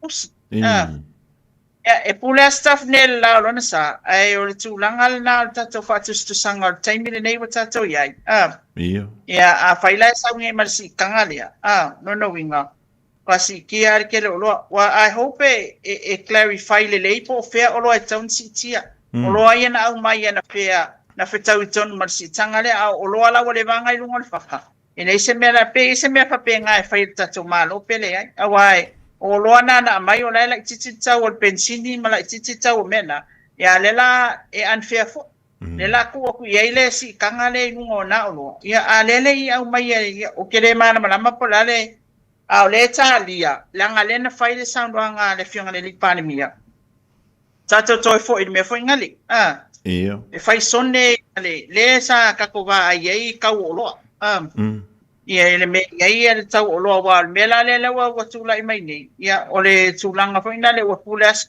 le kanga kai le kawanga o lo le sa i Pei foi ngale loto ai si pe o fai nga fa tau bang. Ai sale pawa mai tato malo. Ai leila tulanga le si tato toi mata tu fo i tulanga le pe fa pe e uma mai tu sai mal sauna ngale fionga le lipani mi ai tau lo. Le link malo fa tai ya tal siola mo se fa malam la manga il filo inga fo ele fionga le tai o malo. Ja, maar we zeggen tu staan lai sa so le dia va ya so le va ya va ya tono le telo tanto mata upuina ya all over pele na la ulungai ya mata upu foi le tanto fa sidonga e pe de yele so nafi ya fa solo mai le so ya ma le dei foi ma sino lo na limba ma na mata upu fa ta tiel fa sidong ya esa pe olena tu tatala no las ferreidi ya wale tala fe ngai foi matai e wa e fa inga le e pe o taimi ya o akwe e sui mai taimi o le mea ia ona toi tu mai le tu ia ma fo angal na ai e tele mata up mantua o mata up sa fa pena ona toi tal no ina fa masino ngalas freile lenteni mata up fo ile ai le mata up fa le tas il tangia ala fionga to lupe ona ia tawa fiel fa ngo fa le fa masino ngo palota ia ole tulanga fa tulanga ngal mata upu ole tangi al tamaita io lise Marie Schmidt ia fa sanga ile ta fa pito ia mata upu ile tangi asiata fa sanga ia tole afua sai atole afua male afionga ainu u inga no sa mai naia ole mauta sa mobi inga ole atuai Australia o mata puna le sa tu lo al tato famsino o el tato por kalame mol famsino ngai in fayon malam la mai el tato tunu ya e mai se fo ya wa tuai malitain ya o le alan na tale fe lo ilas freile ya ai o mai la so fua ya o le taima o le fatulanga masang ya fo le al famsino nga sa faya ya o tele ia nga ia tai ai o le tulanga na le sa tilo foi tulanga I mata upula ye tolu lo tulo mai el tata o tunu ko ngabua le si tulanga ko ngabua le tulanga foi lele I tato sa foi le press conference mul el tato au sisi le tato sa longa foi le sa foi mai el tata o tunu ia ona lewa mamai a foi ia ta longa ia ba itele ai el fa manianga o tata o tunu ia loma pana usamo ai ele ima wala ban terminate sta to pa ia tia ula vai o tele ima o tele ia ile na le fio ngan man mana po to fa ia tanga vai o le sai le press conference le na ia onisio tu langa o lo tupul tata o tunu ia o lo tele lava ina o ia tala no angal terminate o le fainga palo ta vai monga tolu le mai ia ele ngata ele na ia ole malanga le fionga le lipani mia e pe fo yona silsila ia ilunga social media ia ma stories fo yolo au mai ai ia o mata upuna ia atoai fo ele o mawasa tata so ta inga se tulanga fo le fa tulanga mai mtanga lenga le mo se sia tato kontanga mtustala ele o failava ona yese tulanga le ia ai ole tulanga na ni semta o pe la ona tale no ilas freile tap na tolu salo tel fam snonga le link ma lo fa tai we ta wai le tulanga foi le pe ona ia ta pedanga foi mo le masina fo e mo ia fa tala na sa ulunga o penga te fai langi le mai ava o le na wale a wai mai le top 5 le America Samoa mo le tato fu o le tusa ya ole tulanga o va ia we all story of Samoa Observer na o ma wale tala wale awai mai o te iloa le a maua si tala pele fionga le lipari mia le taimi na press conference ia ma mai foi spepa le malo tulanga lea I le o I lato a mese al komiti o le tapenanga mo tuto tasi so tate o tunu ia a fai o le o mafuanga ia o mua ia le sosa le a fuingi al Samoa Observer I America Samoa ia o le wala mai ele lato foi tala tu sia le na tato mato va ia tu masisila il tata o tunu ia wale saule piko I lunga le lima le va America Samoa ia na mautulanga mai le lona lima pito I lunga I lato tu nga faltas ia au le foi sama ua o te ta ua le tulanga lea o le foi sama ua e manatu ale le fionga le lipalmia ale o mai le pito ilunga ia laia isi pa ia e lalo mai o laifia o mai lato ia a o le tulanga lea laiona lau alunga lava ia le leo mai o America Samoa e tu sai o le story o Samoa Observer tulanga I costs ia po le tau o le whimalanga inga ia lona lua e wale talfea ngai mal tulanga o taimi o lato foi fa mo moenga e nei fa unga ma me fa pena lo lato foi motu o lai tau fa e mala tunu e America Samoa ia e fia awa yai o le tulanga na wale fa e ona o mai ila utintilo tu yai ia ta ilola o la sa fatu na inga ale komiti o le tapenanga ia o le foi la le tulanga o le ai tatu tunga va por me fa yanga o kako e ke fowa watu fa pe o mai le pito le ilalo le tolu pito ilalo polifia ia ai wa ku foi e le foi ni ku pesiva enga nga e malanga mai ai tato le inaum ia pe o tulanga na fonga mo pe na e singia Manu fa tang ele ngantala I tunga fa tsia la sau mai tawoti ele I tai mo mel tanto por kala me mo le fu al nei tu sanga wa nai e tolu e to wa so mano lo si singa fu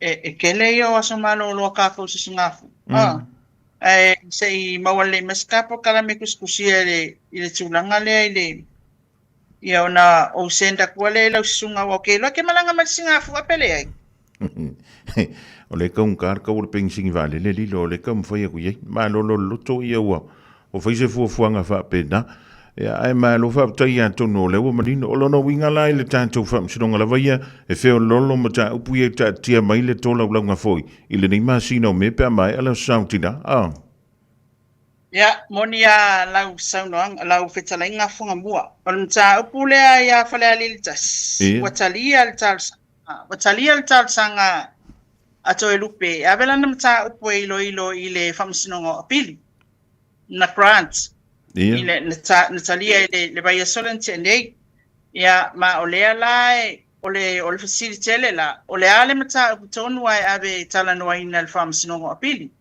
pero no winga ole fa ai unga ole famsinonga palota e mantua o yai ale tula fono ile I famsinonga palota ile mfaiona apili ina fai unga mali ia ole lana so tai mai ia se tasifo yo tama tai olewa a mi el famasnonga ele toe pomala ele fionga ya su a Helene Wogo ia o se tasi fo yo sabe a malo i sile tata watunu o ia la lewa a mi anga I mai e so so ani atu famasnonga ile ilo ina mta pule na isa no ai fa pe o lewa o watalia le application na ia ale tala no lava pole atonu lava le mta upu tawana ave le famasnonga opit ia e toi whailoa ila on the 25th o May. E so lusful lima o May. Ia o le conference le mea whaelo na winga o se tanoanga lava whamisinonga ia lana na mato ia il tae au lea. Ia na ia le lo ia mantua o le minuta talwaia o le I whailta o fianga il tae au le alfamasinonga talas wharaili. O le minuta talwaia na whailoa ia il whamasinonga tulanga whaile o le apalai atu ai o le afionga ia to lupe lana tarasanga lea o lana lo ia let's go ia si ali papalangi lea sa au mai ina po New Zealand e po New South Wales o Australia ia e to o muro ia e teila ia wato e longo atu o le memorandum nga wakwe e ai failin e to lupe ile famasinonga to longo atu ai ua le mana o e avea lo ia le mana lo ia ona ese lana fautuanga fatu la fono ma olona fa moenga ia ole ato sa ili se siana lo ia mai fafo lela las foreile la talwini ia lesa ia lola le silo ia fo le wato lua male tama tailo ia muro ia ai pe yo o ai fele o Helene lava ia pole fionga ia sua ia wa ia Mr. Honorable Finlayson ia KC ia o ia le ia o ia na le wala to o lua nei ma Helene po sua ia ai to lua la fa masino sa yaile talnoanga le las Ferrari le lau fatu langa mai ai o le aso se fulfa ke o seka o dates. Tala no ai la le tūlanga tonu ala le conference, or 25 or 25th of May. So let's fully May. Tala no ai la, tala no ai fo ila fa masinonga valo, ia ma fa masino. Ia au le aso tolu ma le aso fa o yuni. O le aso na le la ino ele mta upu le ato lupe il fa masinonga. Ia o le tūlanga la na wa ele mta upu le fa le tas ma le taro sanga ato lupe. Ina afianga o na ia tau tu sai on fai unga. Le sa fai mai foi le fam talanga I minute na talwai le fam sinonga. Ia. Ele ngata tala noa ile asfraile lente nei ia le application to e lupe avela na mata o pul fam sinonga opili. Ai tala noa ai foi ile asfraile lente nei. Po le ale tu langa o yai le fa tu mawina pele ai fo. O le stay of execution o le fai unga. Le ana fai mai ele polo inga asati. Le fionga il fam sinsin. E tau fia le fai unga le fai unga ina le fai masinonga ma le fai tinonga le fai unga lea o palota. Le ana ese aile ma le unga ina ele sito o toe lupi. Malona tofi fai pule o le lato I tu malo. Ai se I fai le ilo ilonga o aia tau o toe lupi. Le ana fai mai lo le fai masinonga ila na minute na au le tau au fia I las fraile nei. E tala noa ai foi matilo tilo review. E review al whamasinonga I las fraile na lente nei. Ia. O le pea o tu mau pea la le oda lea. E tau fia le whaungaina le whamasinonga malona whatinonga. Se ia whai momon tau pule tangi meito lupe o na ia tau wa fia. Le mawala e sa matau tala I le tūlanga le nā pe o le ale tūlanga iei po le mea o lo valid lava le order. Ia, valid ko le lo pesa o le upule whaunga atua po o le mea o lo o tarafia ngai lava o lo iei lava le malo si anga polo inga le e whaawa wai. Pe le ai fo, ai pau le tūlanga na au mai mamatau lo ai. Lua lima le conference le to tala no ai. Ala stolu mana sa whao uni. Le o whatulanga nta upule so ina le whamsno. Le ling malo fa tang tu la sangana la ta mai lo mai e le fa to dunga na fa msidonga le ta ti ai ne le mata o lo tu mau pe le ve o le fionga ya to lupe ma su ya foi pule le tu malo fa le lili o sa o le mata ya o la e wala ngalenga fai mai le ora ia polo inga e fa tatia ese le fai unga o le fainga o le fa msinonga pa lo tale na fa le au nga mai ile le no foa o fale ali tasi o le afionga te lupe. Se ia fai mo le mata upule o tangi te lupe le afianga o na ia tsak. So o le kai mea langi o lai fai pule a te lupe. Ile la tau foi ma lo fale ali tas. Le le o lono winga la solusu limo le amawaile isi la sanga ai le mawaila I le ungo le tanto mta upule a lilo. O te lo preliminary issues lava o tala noa ina la solusu lima le conference I wale fai mai la ia sua ia mato ele I lo kongo le ale maka upu kaunga ave I o le whamsinonga pili ko rights be o le whai unga ai manatua o lea ia le mele wha manu mai lunga I le whai unga ele mwhai ona I le tūla fono na il tātou malam lama anga ai tātou te le ilopo le ale tūlanga I le tala noanga le whamasinonga le atonu ale mtau po le atu ina atu I le whamasinonga o pili na ia tala noa ina e tūsai o le tangi atu e lupe a la stolua ma la sofa pato a lotea ina ale mtau po le tangi wa mea na fia lesia whawhita uli la ta whalongolongo atu I le tala noanga le na whailas whareili o le whalili wina o whamatalanga mantua foi whamasinonga o pālota pa Samoa ke lo mea uma Pamatalanga whatau toi fa Samoa umba. O le lawa tau su e nei ma fasiringia ia le official fa masinonga. E ala restala. I le whaali liunga lea. Ia ma watu ai loa le tala le stala. O lawa ngai. Ina ia whaali liu ia mea ia na ia sao le whaali liunga.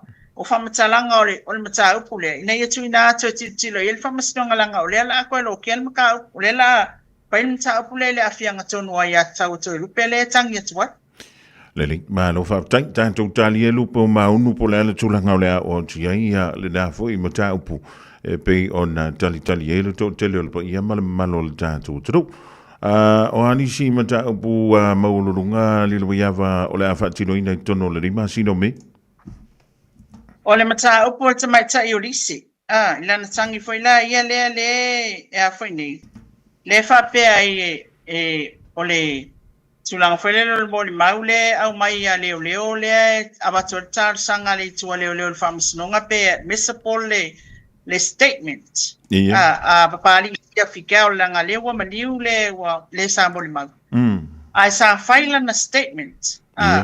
Ora na statements inta o ta ilo ia o lo tula i mo leo o lo saingeila na lo ia te mile sa witnessing na pe sa mo le mawina le fainga o famtanga i leo asia au le maliu o le lawa aventan sanga leo por prosecution pe ma fai el famasinonga na fatanga mai le faunga ina o famtanga le pe yan ta fasa o le tapo kalame talwaile na fa tuai ele o se affidavit Wai pe le affidavit o le whamtalanga whaatau tō i luma o lo ia. Mari. Ai pe o le whamtalanga lea statement. O sau oe a whamtalanga, ai moli maula i se tangata. Tai pe o le lo wala kulo whai lau statement i leo. Ai sau le si leo ngofo i kafkafo leo le tā lau statement. Lea lai moli maua leo lea lau statement. E whapena lal tulanga lea, le se senga o me lua lea lewa o whamanino mai el tamatai lo ia. Ia mwhapea mai e fo, o lae iei le saini ale, le witness o le lo ia sia, sa witness inga langa, lana whamtalanga le leo le whamtalanga la lena, le statements lena, leo o leo e tār sanga le whamasnonga, pe whama mole le whamasnonga, o me se whatanga ngai whao ngai, o no leo maliu le sa, avea o le key witness leo le mta o le sunga pari. O lea la tātou te whaatali, o lea la whaatali pe tali e le whaamsinonga le whaonga ina o le statement nea, tātou whaonga ia upu whaapalangi e whiuka koe sua mei upu whaasa mo whele po whaamatalanga. O lea na whai o ile teimi lea na taunu o toele mata upu le matanga luenga o leo. Ia, o le whamatalanga lea e tā o le statement. O le statement lava ia po le ale tai me whai ai o le statement. O lona e senga le nama le affidavit. Pe ona whesiri ia le sunga tamai tai lo ia. Ai whamalam affidavit lava ia o le whamatalanga e whaatau tō i lungo lo ia. Mari. Ai pe o le statement. O lau oia statement, you can say e mawhai ana whai lau whamatalanga, ai witness, pe moli mawina e se tangata. Ia. Pei lau le tulanga lea, o le se senga la nao me lua. Au lea lawa a watu le tāra sanga lea ai foi le no, a le itua leo. I le asa sfuruiva la leo whatulanga mai e le whamasironga. E tala noa ai le whamasironga ma ilo ai pe talia le tāra sanga leo a watu. Ina ia whaonga le whamatalanga lea a pali sia whikaoro. Ai o upu whasa moa ia e lua e tala whea ngai lelei o le whamatalanga whaatau tō. O le affidavit. Ia malau whamatalanga lea e mol mawina e sitas tangata. Ia le statement. Ia o le tūlanga lana, o le asasfuluiva la leo whaatūlanga mai ai. E hia ai le application lea a le prosecution. I le talia ai o le whamatalanga lea pali sia whikaoro. A le aso tolu tasi o au puso. Mantua o le nato e tolo mai al mta upua. Alise o nol tulanga foi lele e ia le whamanatunga alo ia le asosieti alo ia le wha. Ia tulai. Le lau ato e au mai e lo le aso pou le wa au mai. O le aso tolu tasi o au puso. Anga ia tu ia ili vai aso mo se tema. Ia e ilo e le mta upule ilu mal whamasnonga. A whaila e talia i ale whaamtalanga po le tāsanga lea le itua leo a lilo maiawa. O le ale si mea o le atupu. Ai a whaifoi e le talia o le ale si la asanga o le case lewa lea po le whaamsilonga le. Ia e alu ale case. E whaatino lava le mata upu la sotolu tasi o au kuso. Weda e whaonga le whaamtalanga lea pali pe lea i fo. E alu lava o te lola i isi mori mau. La fo e mori mau ale o lo tangi. Ia malana mau e tu sai foi o tu langa ile mata upu ma le tua inga wa whapena o tua iai o ia. Ia o mena o te loe whaatino i ele e whamsinonga. Ai pe o le nau ta inga o leo. O na o le key witness lea. Po o le moli mau au tu lea.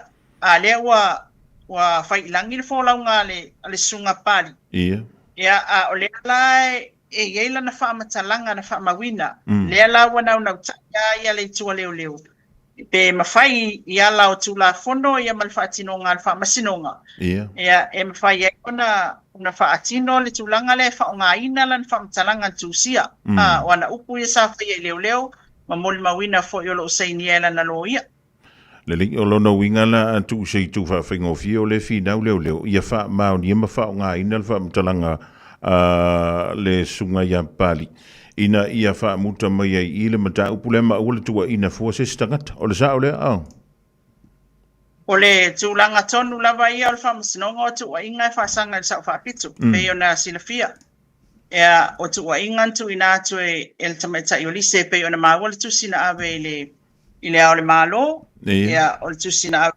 ke po fe e si melenga merkus so ole alana ole ya mai ya fa mtalanga ila to e pe ona ya i fa mtalanga le o tangi o ya le o tu ia ya fa se fa mtalanga ni si vol mawina i lo leo tangata yelo la to so tanga ile tulanga le mta upu ai ole witness le po le moli maulia langa le mention fa piko ai kupongu ile le mea lea ona ole tulanga lea na yele mata upu sia o ia lea na tuwa ia ile maliwa yo ole tamaita ifoma na sinaba yana le tulanga ton wale na lea wanga ia leo esa ili mai le key witness le ina ia mfai ona maua ala lato wa fangi lato le mau ele i matua inga ia ina ia awane nei tau fai e fa mau nia lato wa inga ia ma ia approve ai ole sa ole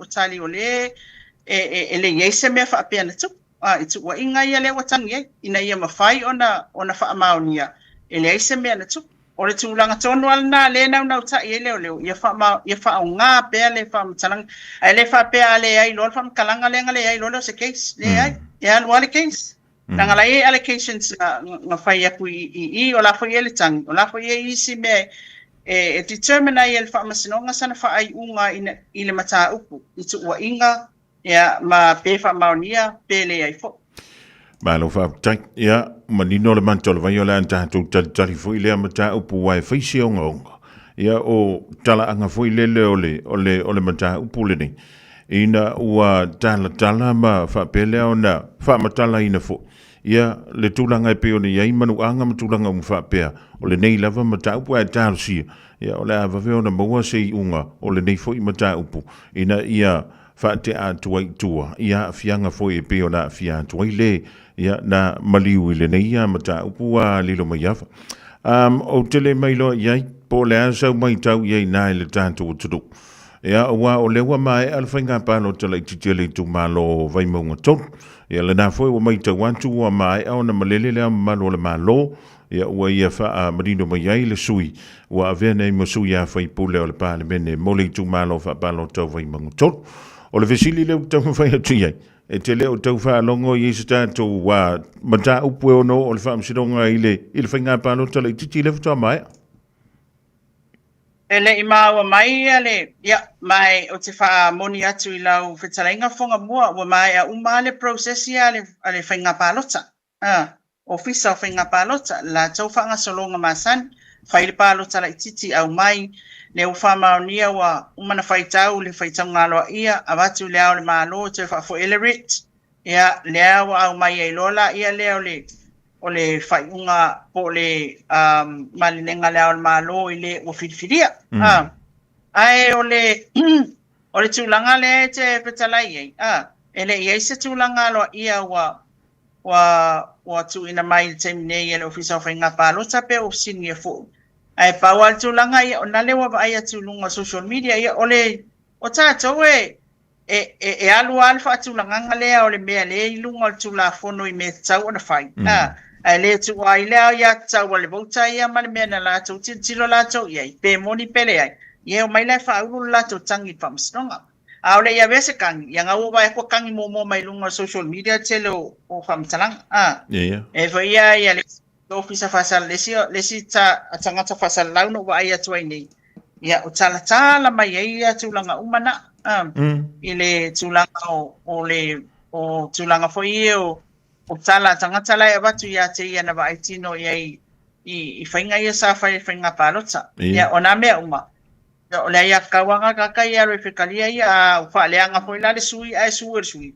Ia o le tūlanga le na. A o le tūlanga loa ia. O le au mai e le ofisa o whainga palota. Po o le whamasinonga. Ua whauru atu le tangi a ia ma mea ia. Sa whainga pio i taimi o le whainga palota. Ia o tūlanga na whanga mua tātou lai. Whakali lai kamanga. Nganga mga whauru kangi. Ia tātou li poti lo fo i whapea ia o whauru atu tangi a ma o mea ia na whai. Ia wana te wha awawai atu. Ia o nawa ia ia pasalaunga nā tangata lawa ia i nungo o lana ia Facebook page. E le whapea la a whelwhasalaunga ke ia le uwha maongi ai fo i le. Ia te ilo ngā whapea mai. O le uwha ulu pia molianga. Ia o ako ua inga. Ioi.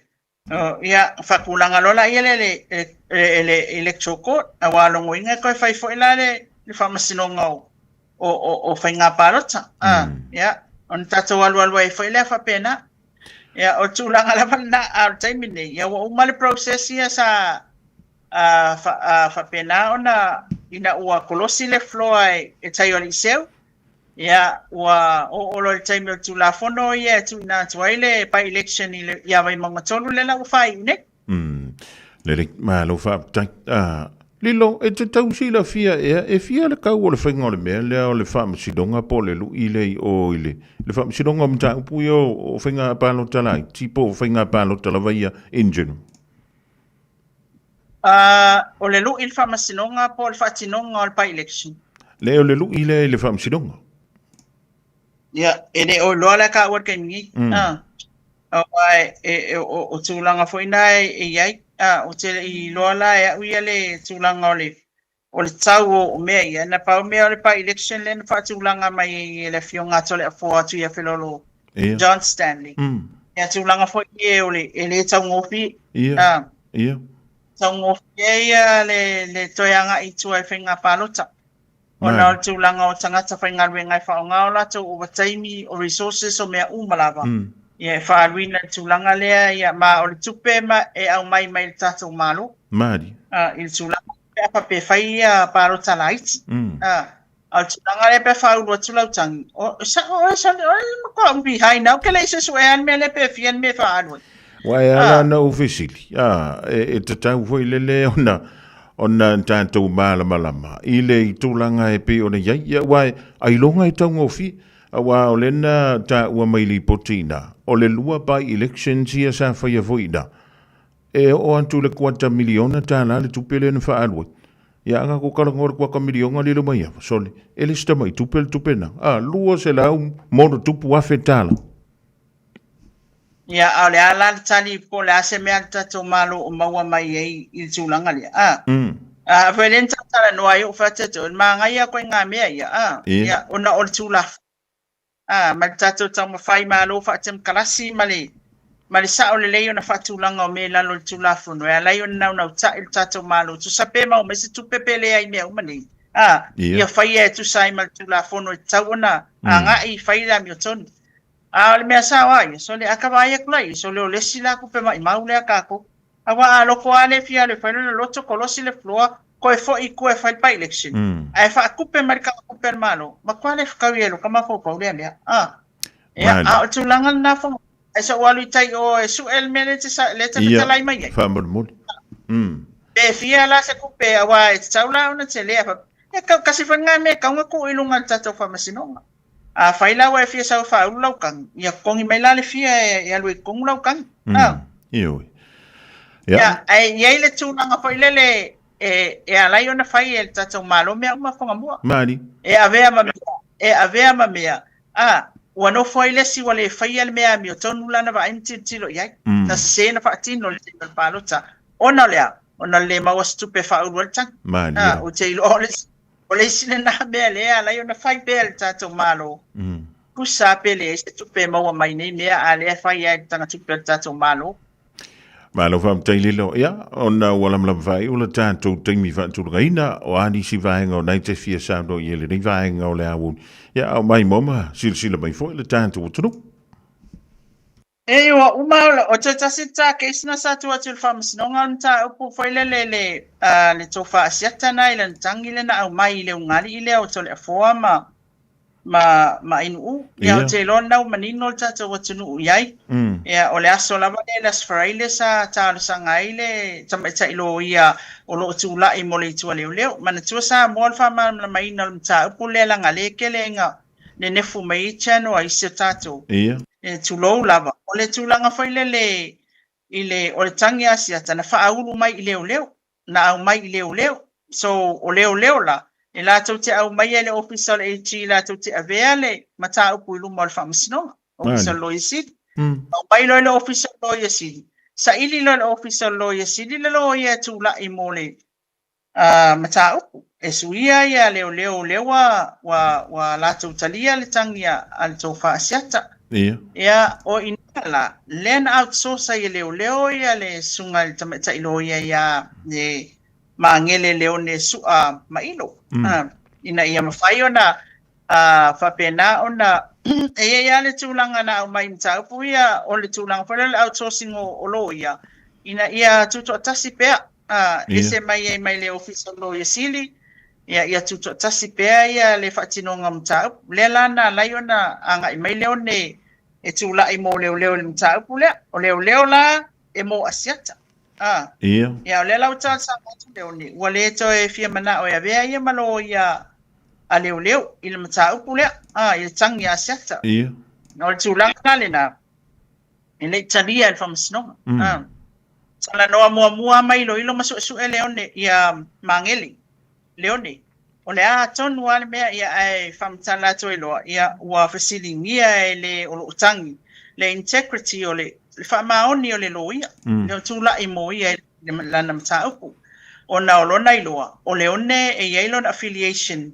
ile HRPP ia na fasilingia lava il taimi lava le na ele fionga il tame tai famsino ia la toa Rosella Pali ia mangili ai mo information nga so affiliation ile HRPP la wo fionga ele so tanga ile HRPP ai o le fakulole o fa mai loia ia Rosella ia la toa ia o la ele fa pena fai me ele fa tonua mai ia le launga luenga ai mai songa luenga al famasinonga ele utangi ile mata e te tauana e avea le fautuanga fa le tula fono ile otangi ile mta upu ina ia sau konguanga anga manatu maona mea umalava e sau fa le tula fono ilunga le tula fono e awale avi foa olona le lala ngona malona manatu le la ia o le la fo mai e le o le tulanga le na ia o le mali o le asol na tapa umal famasinonga i tangata e tauana mai sola tau leo i le mtaupu e iai le sui o le official lawyer siri sa tapa whalau mai loa kamalea ia tūlanga le lei o outsourcing o lo ia e mai seaila o mangeli fia mtaupu e le whailonga ina po o ai sau mai fea sa tūlava mo le whatinonga o le ami o tonu ina ia maua le tūlanga sa o le whatinonga o mtaupu e on fai wai lola ia lewa mo ma wai lola iunga ele talia el famsinonga le famavainga amangele ia matuina wala ia leo oso ia lewa de ma wa kemira supa e nai e hia wa le aso la lea fonga mua na faila manta upu le na tu ua mai se ia faila atu ia le talo sanga Melisia Matthew le misio le lo ia o tu mo to le afoa ma ainu e faila atu lato le tulanga na lion mafu anga na lion na ia te ina le fai mai le video link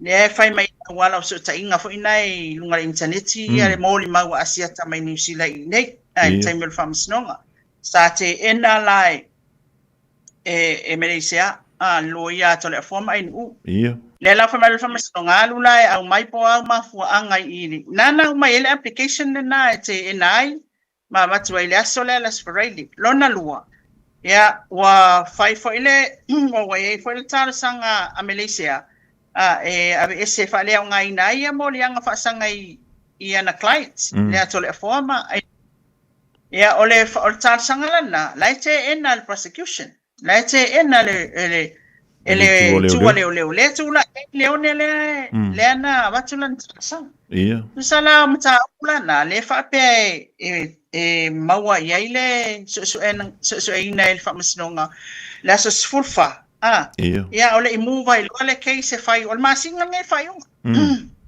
e fai ele ya so ia na mai se to tilona nailunga tato store ia le tulanga le na ta pulna asiata ole tulanga ma o te fia manatu e failo atulanga le te ai atu e la fo alta to watunu i le tulanga foi le fonga mua e fa pe wa kako wa ai mesa ele ta was vai ole asole from sinonga le e lua tangata officer fa salauna no foi tono ta upuya wa u malti one sa ele suyo talamua ya ai ole tulanga tawa o mata upu mayo lai fa malau le fa masinonga le fa pe o mako kupuli a pul mta upu asiatai ya li pok ya kwa ni ai mta upu mayo le fa masinonga ale tulanga le fa ngota to li po ti lo uilo ko le ponga mua ele o me umai ke lo a fa pe nga ba ya tual fa fonga me samo ava pe nga oi popo e lua la esa wa li poki ku nga New Zealand nga oi popo e lua ko se fangu eva ai mata upo fo ia o lo o ia ile interest o tata wa tunu ia ai mai se alam ta upo ia le pe ona fa mala lo tua ina ia maua se mani no nga tata wa tunu awa tasi le atu langa e tali mai le tula fono le fair trial ina ia mafai on sila fia ole ia tono o tole ia tono po fam sino ia le matali poti ato walto sila fia el tulanga le ia o na me fonga mua ia e fai matata fatata ia se fai po le ale tulanga ia le mata po le ale to fa siata le pa ungal masina le Malo fam tai ya lilo ya velo le fa tava molian tsolenga nga fa tai nga wenga mai ai le fo ya so lua ya pe ona tanto wo le lo fo le tua lo fam fo ai tu pele mano soltino malanga ya wale to ino le tanto tro tanto filo ya ile stofia so nei lo na lo fam lo nanga le ya mo yelo fi ngalo to lo ngai le tanto fa sol nei viafi ia va te tele lava fonga mua i lo taimi fa tatani mai fo ia wal tato por kalamel nei e mai sesi o tato o tunu a tai sa mo e lo tapo inga pa tai i le talo mai ia wal tato o tunu u mawaile so fi manie manuia ia male alo fole atua o lo fa pena ona so luaina pe i tato uma ia ele manatu le fa pau mai i ia fa mtalanga le mai ava wa fo ile nei tula fiafi a fa fo yo yes kwa le tau tamali i lo finangalo sa mo tu sai fo yo fa punga wala fo atu ia fo mai ya tia mali to fa fonga mua ai tato filo ila stofi no famale anga le yo le tua ia no te maua leo se isi fa ponga le nei por kalame manuia la te fa wa fonga mua manuia sa mo mal yo le nei tula le fiafi so fa sai fo ma ia manuia le jonga ya le mai ava mai na vai le suyo le tanto wala leo pe ona lu mai tono sa mo wala le longu pu ili lo tupa ia ma lo o to malu ole taimi lo le wanti le wali ma bidu te ai le fa o to lunga to ina ma le to mo sa mo ile dei ya so lua ya ia senga no le to mali il tanto ma tanga po to ala to tai el taimi sa si la ai te to le tua lo to so formal ma to la tai au to silfa ilunga pe anga lunga lo le fianga ya le anto severe ma le polo kalambe lo nga i fo favor le o te pena mai ya wala to ino lo to pa ia ma lo to ma malu soifua